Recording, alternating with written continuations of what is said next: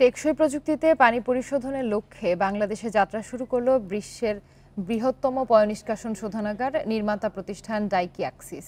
জাপানের বিনিয়োগে বাংলাদেশে এর কার্যক্রম পরিচালিত হবে। আনলিমিটেড লাইফ চলুক গ্রামীণ ফোনের মান্থলি প্ল্যানে, এক প্ল্যানে 1 মাস। বৃহস্পতিবার রাজধানীর একটি হোটেলে এর উদ্বোধনী অনুষ্ঠানে গৃহায়ন ও গণপূর্ত মন্ত্রী আম ওবায়দুল মুক্তাদির চৌধুরী বলেন, নিষ্কাশন না করে সরাসরি খালবিল ও নদীতে পানি মেশায় সেগুলো সৌন্দর্য হারাচ্ছে।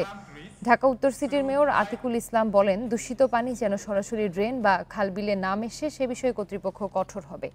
ডাইকি অ্যাক্সিসের ট্রিটমেন্ট প্ল্যান্ট প্রযুক্তি এর উপযুক্ত সমাধান হতে পারে।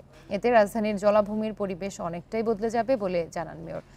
এমন উদ্যোগ জাপান ও বাংলাদেশের মধ্যে বন্ধুত্বপূর্ণ সম্পর্ক আরও দৃঢ় করবে বলে আশা প্রকাশ করেন জাপান দূতাবাসের মিনিস্টার তাতসিয়া মাচিদা।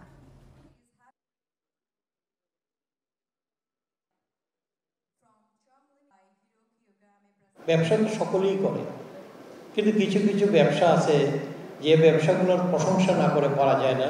এই উদ্যোগটি প্রশংসনীয় একটা উদ্যোগ, আমরা এইটাকে ওয়েলকাম করি, আমরা স্বাগত জানাই। এবং এই ব্যবসা যদি সফল হয় অথবা খুবই দ্রুত আমরা ঢাকা শহরকে বাঁচাতে পারবো।